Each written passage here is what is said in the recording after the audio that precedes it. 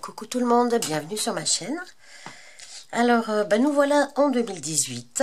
Alors donc, bien, je vous souhaite à tous et à toutes une très très belle et heureuse nouvelle année 2018 pour vous ainsi que pour vos proches. Alors, pour commencer cette nouvelle année, j'ai décidé de vous faire un tutoriel sur la confection d'un mini-album. Alors, c'est quelque chose qui m'a déjà été demandé quelques fois. Et j'avais jamais pris le temps de le faire parce que c'est quand même quelque chose qui prend beaucoup de temps. Donc j'ai décidé en cette fin d'année 2017 pour vous le présenter en 2018 de vous réaliser donc ce tutoriel. Alors c'est un tutoriel qui va être en 5 parties, donc c'est quelque chose qui va être très long. Donc pour celles qui sont pressées, je pense que c'est pas une vidéo pour vous, hein, dans la mesure où bon, vu que c'est la confection des mini-albums, tout est fait quasiment en temps réel. Alors bien sûr, j'ai quand même accéléré certains passages, hein, parce que bon voilà, il y a quand on colle, quand on découpe, bon, tout ce genre de passages-là, une fois qu'on a fait le procédé une fois, après il n'y a pas besoin de le voir en temps réel. En accéléré, vous arrivez à suivre quand même.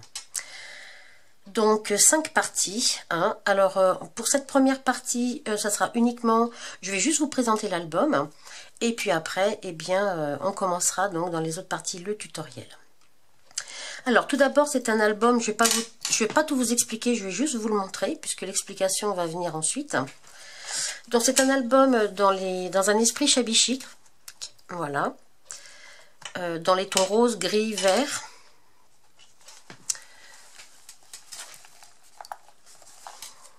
Voilà.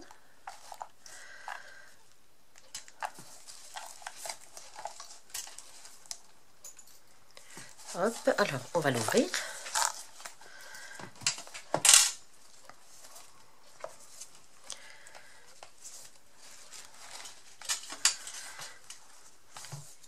Je vais juste vous dire la collection de papier que j'ai utilisé. C'est la collection Shabby Dreams de F Déco. Alors là, je vais juste vous montrer donc un petit aperçu de l'album. Hein.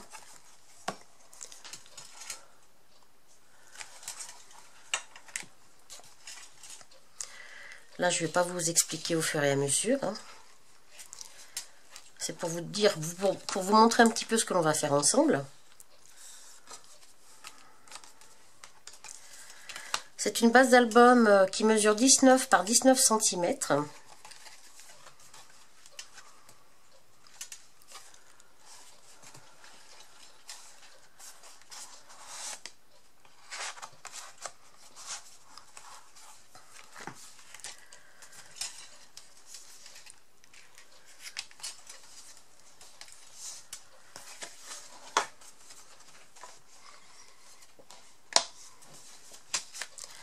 Voilà. Là, on va trouver 2 pages miroirs.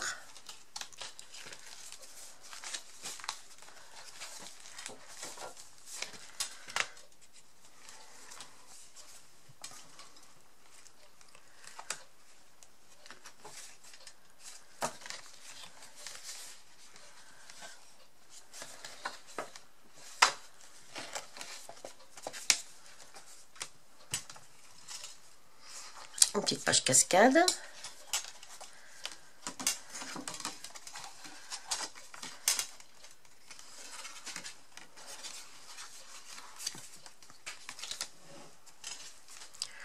Donc je passe assez vite, hein, c'est juste pour vous présenter un petit peu ce qu'on va faire.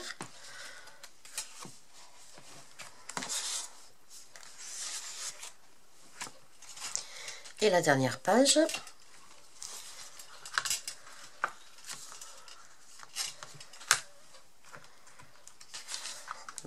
Un petit tag. Et encore un petit carnet. Voilà.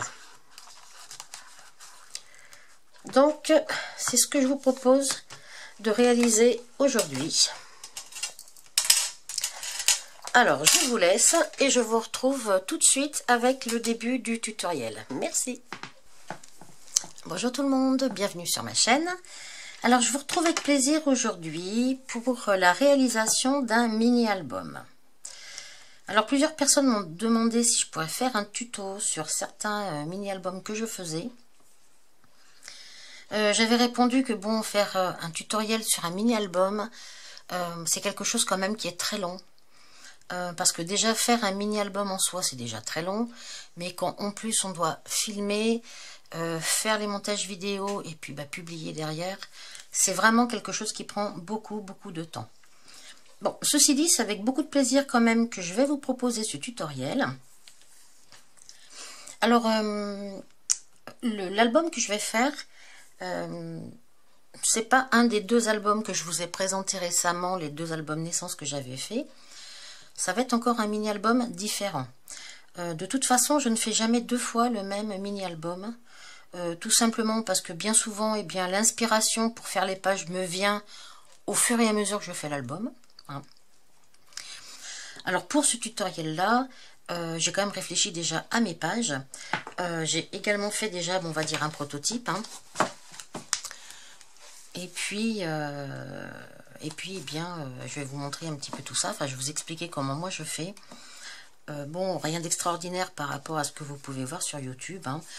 Voilà, j'avais juste envie de répondre à certaines de mes abonnés qui m'ont demandé si je pouvais faire un tutoriel. Donc, je le fais.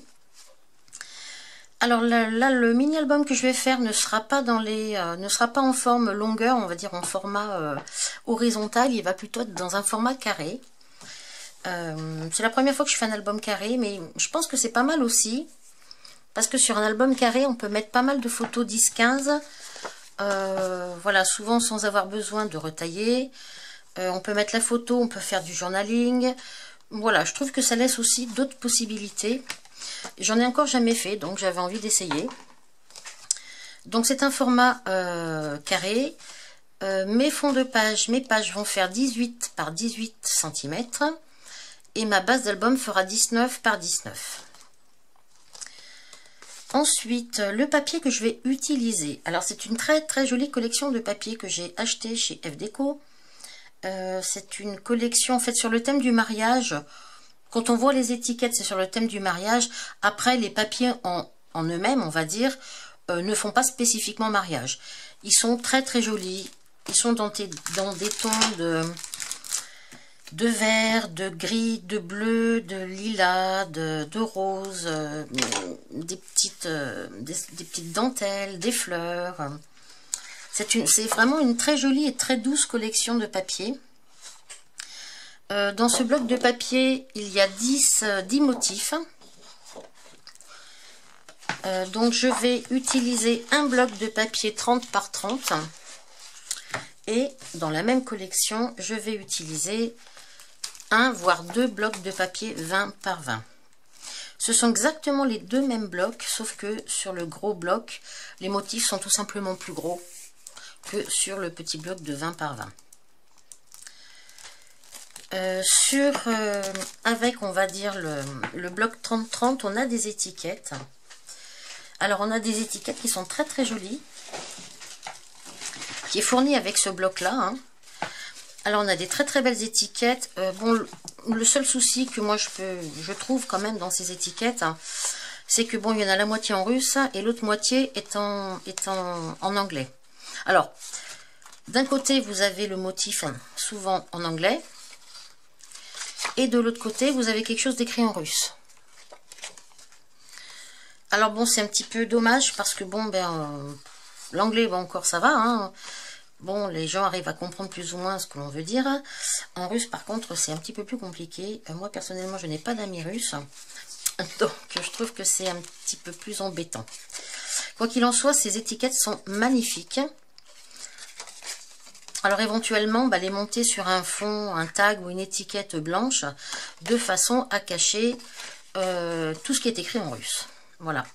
Après, sinon, on peut également découper la partie où il y a l'écriture en russe, remettre un petit quelque chose dessous. Bon, il y a toujours moyen de faire quelque chose avec ces jolies étiquettes, hein. Bon, c'est juste un petit peu dommage, mais bon, après, voilà, on peut comprendre. FDeco, voilà, c'est Ukraine, hein, donc on peut comprendre qu'ils aient des mots aussi dans leur langue. Bon, ceci dit, c'est vraiment, je trouve, une très jolie collection de papier. Je vais vous la montrer vite fait pour celles qui ne la connaîtraient pas. Donc, c'est la collection Shabby Dream. Il y a donc 10 papiers dans ce bloc de 30,5 par 30,5. Donc la première page, on a des découpages à faire, hein, si on en a envie. Donc des jolis papillons, des jolies fleurs. C'est voilà, c'est très très joli. Après, bon voilà, c'est du découpage. Hein. Après, on a différents motifs. On a des petits pois. Derrière, des petites fleurs. La même chose, la même chose. Alors, les petits pois avec de la dentelle. Aussi un petit ruban de dentelle au-dessus. Bon, c'est très très mignon, hein. Franchement, c'est très joli. Après, on a un motif fleurs. Derrière, toujours pareil, des fleurs. Donc, elle est en double. À nouveau, des petites fleurs.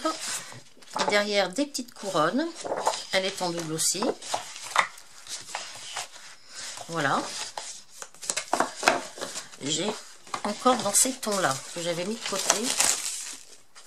Et il y a aussi dans ces tons-là, vert ou lavande. Il y en a deux comme ça, donc on choisit le côté qu'on veut éventuellement. Personnellement, moi, je vais garder ces deux feuilles-là. Donc soit côté mauve, soit côté vert. Ou alors les roses, j'hésite. Peut-être les roses plutôt. Peut-être plutôt les roses. Je vais garder ces deux feuilles-là pour ma couverture. Voilà. La couverture avant de mon album et la couverture arrière. Moi, je vais les mettre de côté pour être sûr de ne pas découper dedans. Parce que j'en aurai besoin à la fin.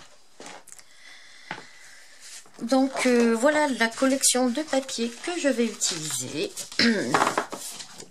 Alors, dans cet album-là, moi, je vais faire pas mal de... Comment dirais-je, de fioritures, si je peux appeler ça comme ça. Je vais utiliser pas mal de die de bordure, hein, parce que j'ai vraiment envie de quelque chose de très... de shabby, de doux, de romantique. Hein, même si c'est une collection sur le mariage, mais après tout... Quand on voit que les feuilles, rien ne nous dit vraiment que c'est sur le mariage. C'est surtout quand on voit les petites étiquettes. Parce qu'il y a une petite planche d'étiquettes qui est vendue aussi sur la même collection. Et là, on se rend compte que voilà, ça peut faire une collection sur le thème du mariage. Hein. Alors, encore une fois, on a des étiquettes en anglais. Et on en a aussi en russe. On en a quelques-unes en russe. Voilà. C'est pareil, c'est très très joli, franchement, c'est plein de petites étiquettes toutes mignonnes. Voilà, là on a les deux colombes avec les anneaux, là on a encore les anneaux. Voilà, ça fait quand même penser à une collection sur le mariage, mais on peut aussi s'en servir pour autre chose qu'un mariage. Je pense que c'est ce que je vais faire. Je veux faire un album, voilà, dans des tons tout doux, tout délicats. Très shabby, on va dire, avec de la dentelle, enfin tout ce que j'aime faire. Donc pour ça, effectivement, je vais utiliser pas mal de dies de bordure. En même temps, si vous voulez faire l'album que je vais vous proposer pour une naissance, par exemple, vous pouvez tout à fait. Moi, je vais vous donner, on va dire, des dimensions, une façon de faire des pages. Après, il vous suffira d'adapter au thème que vous souhaitez. C'est-à-dire que moi, je vais faire un album assez shabby. Même si j'avais voulu faire un album naissance, les pages auraient été les mêmes. La seule chose qui aurait changé, je pense, c'est ce style de... J'aurais pas fait des découpes de ce type. J'aurais fait des bordures beaucoup plus enfantines. Voilà, je serais restée sur des choses plus enfantines. C'est mon avis. Hein. Maintenant, si vous avez envie de faire des bordures comme ça pour un album naissance, pourquoi pas. Hein. Après, voilà, la collection, c'est pareil. Il vous suffit de prendre une collection sur le thème de l'enfant, du bébé. Et vous pourrez tout à fait faire cet album pour une naissance. De la même façon, moi, comme je vous ai dit, je vais utiliser des dies. Des dies, oui, on va mettre ça au pluriel. Si vous n'avez pas de dies, alors moi je vais vous montrer ce que je vais utiliser quand même. Je vais utiliser des dies de ce type-là. Voilà, de ce type-là. Alors, ce sont des dies que j'achète chez AliExpress, qui coûtent franchement pas grand-chose, et qui, bon, coupent quand même assez bien. Alors, des fois, il y en a un ou deux. Il faut faire plus que un ou deux allers-retours dans la Big Shot. Hein. Voilà, je ne saurais plus. Je crois que c'est celui-ci, je crois. Je crois que c'est celui-ci. Ouais, il me semble que c'est celui-ci. Voilà, il y a des endroits où il coupe un petit peu moins bien. Ou alors, il faut le passer 10 fois dans la Big Shot. Alors bon, j'ai pas forcément envie d'abîmer ma Big Shot non plus. Bon, quoi qu'il en soit, il y en a certains qui coupent très très bien. Et qui fait, bon voilà, vous voyez, ça fait quand même des très très jolis rendus. Bon, je pense qu'on verra mieux le rendu une fois que ça sera monté sur l'album, sur les pages de l'album. Maintenant, si vous n'avez pas de dies bordure, vous pouvez tout à fait prendre des perforatrices de bordure. Je vais certainement utiliser celle-ci, peut-être voir une ou deux autres aussi. Vous pouvez aussi utiliser des ciseaux, moi j'appelle ça des ciseaux cranteurs, parce que ça nous fait des crans sur le papier. Et en fonction des ciseaux que l'on utilise, on a différents motifs. Donc ça peut être aussi très très bien pour faire des petites bordures sympas.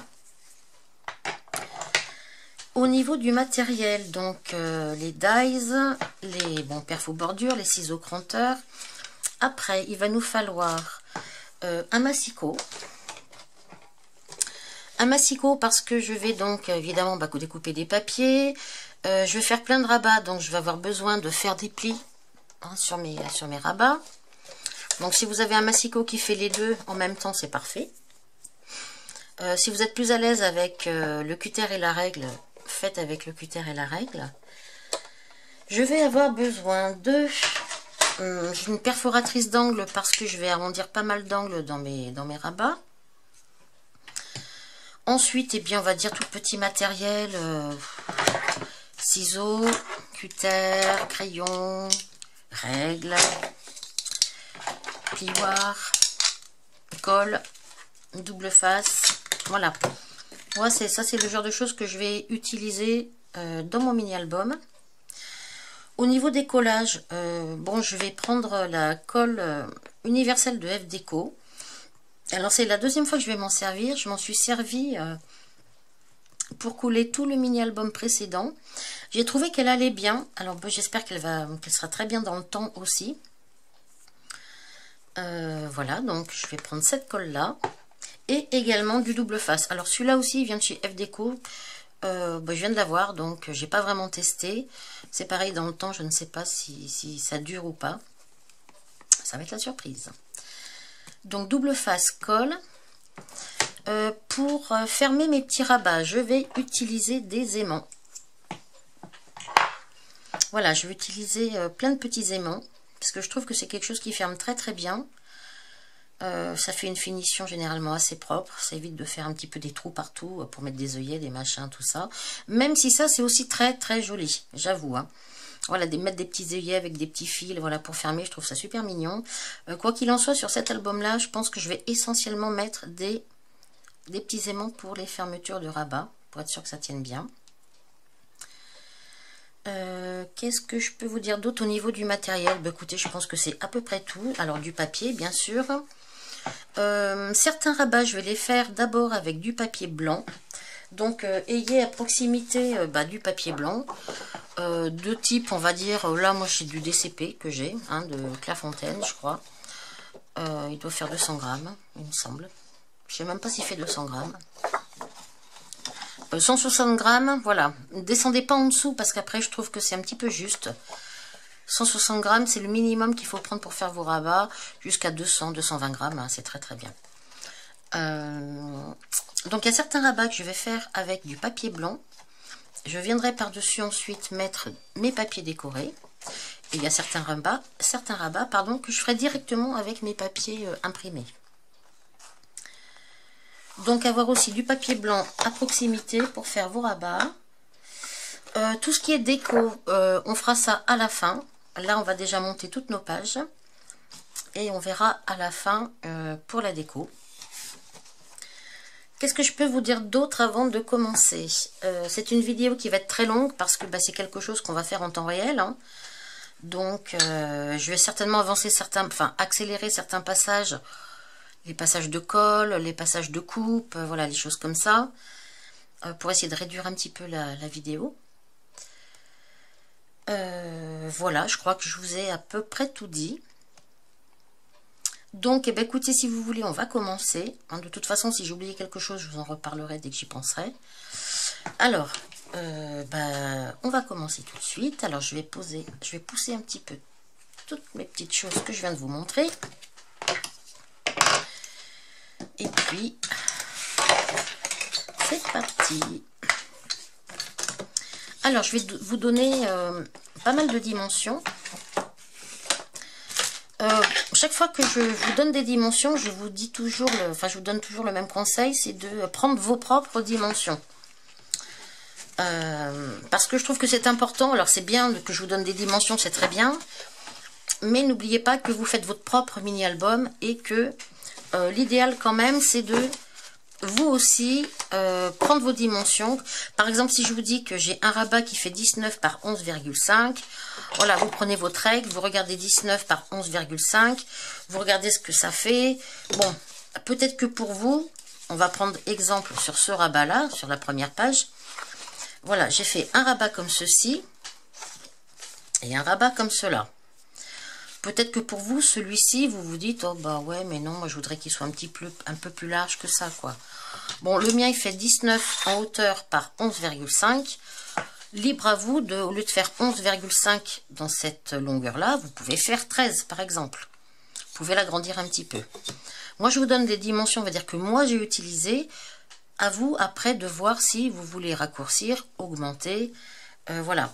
De la même façon, lorsque je vais utiliser des perforatrices de bordure comme ceci, enfin des dies, quand on prend celle-ci, par exemple, elle est très large.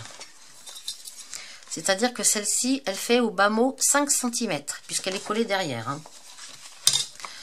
Il est évident que si vous prenez une perforatrice de bordure comme ceci, qui va vous faire un motif qui va faire 1 cm, à peu près, maximum, entre 5 cm et 1 cm, il y a une grosse marge.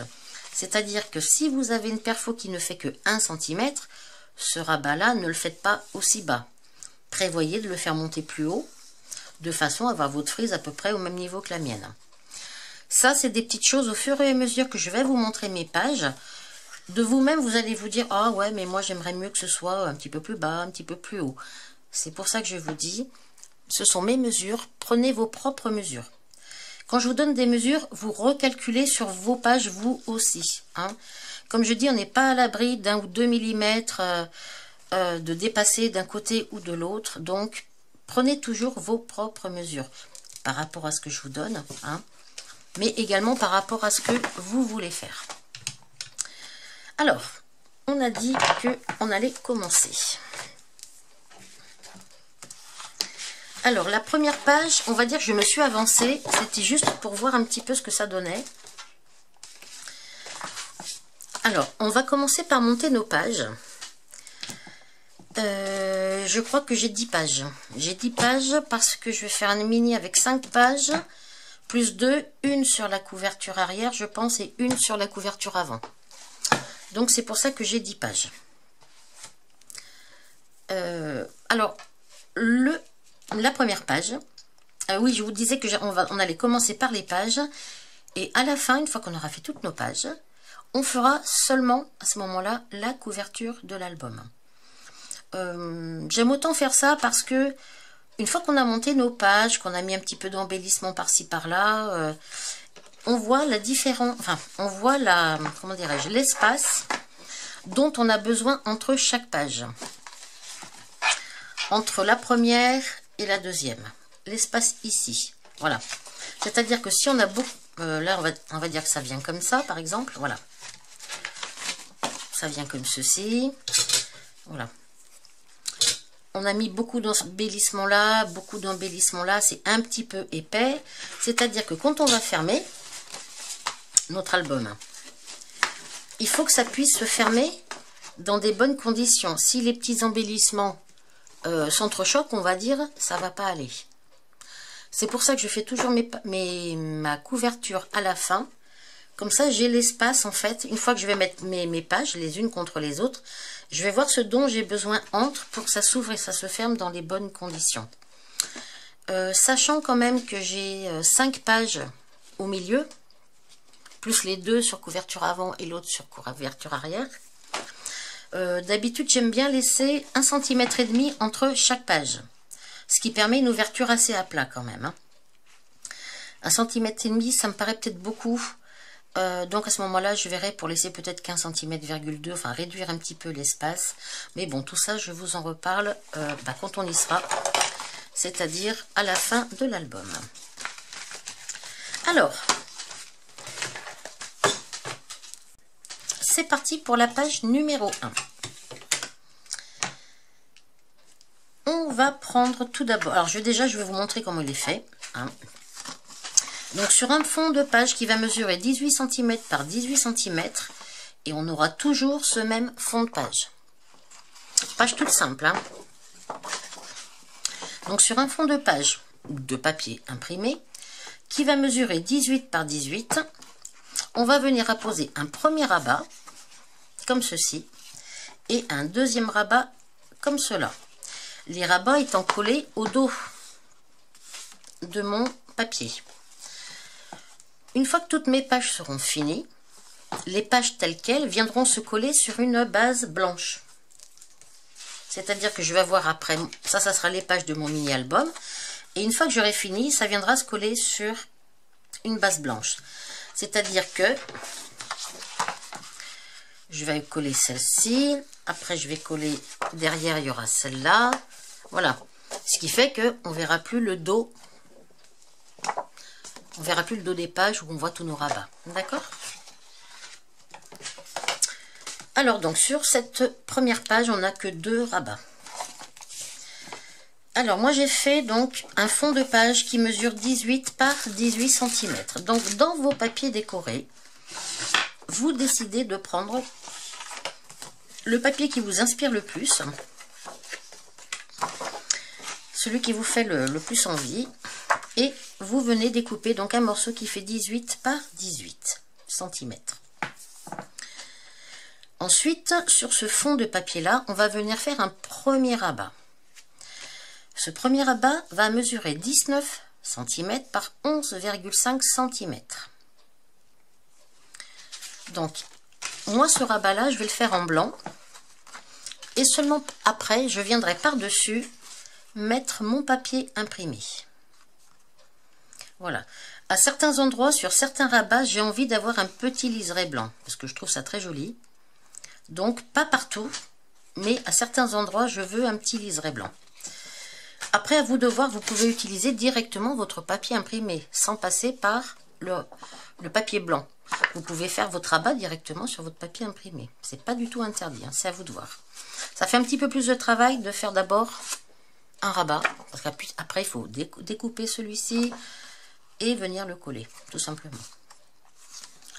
Donc, on a un premier rabat qui mesure 19 cm par 11,5. Alors, 19 par 11,5. Celui-là, il fait même 12. Ah oui, c'est normal. C'est normal parce qu'au début, j'avais prévu uniquement... J'avais pas prévu de faire le rabat blanc. Donc, celui-ci, il fait 19 par 12. Je vais modifier tout de suite, d'ailleurs, mon petit papier. 19 par 12, voilà. Et sur la longueur qui fait 19 cm, on va faire un pli à 1 cm. Ce pli nous permettra de faire le rabat. Alors, une fois qu'on a fait notre rabat, on va venir le coller. Donc, ça va venir se coller comme ceci. Pour le coller sans se tromper, on va prendre des dimensions quand même. Hein. Alors, notre rabat, on a dit qu'il fait 12 cm. Je sais que mon papier fait 18. D'accord? Donc, 12, 13, 14, 15, 16, 17, 18. J'ai 6 cm d'écart à diviser en 2 parties. Puisque mon rabat va être au milieu. Donc, il me faut 3 cm de chaque côté. Alors, je prends 3 cm et je vais faire une petite marque. Tac. Et je fais pareil de l'autre côté. Et je fais une petite marque. Voilà. Ensuite, je vais encoller mon rabat. Et mon rabat, je viendrai le coller entre ces petites marques. il sera parfaitement centré sur ma page. Alors, c'est parti pour la colle.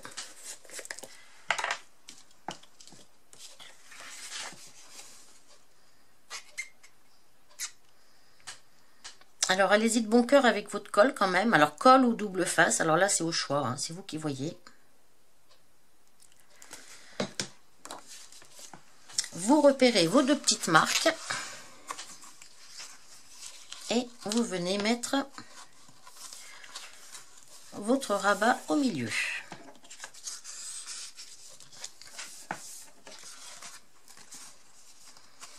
Voilà, vous vérifiez que ça vous paraît bien centré. Que ça tombe bien en bas et vous prenez votre plioir et vous appuyez un petit peu pour bien faire adhérer. Donc voilà, ce qui fait qu'on se retrouve avec ceci, un premier rabat. Ensuite, on va faire le rabat du bas. Alors, pour le rabat du bas, on va prendre un morceau de papier qui mesure 18 par 8 cm et on fera un pli à 1 sur le côté de 8. Alors, on va prendre un papier qui mesure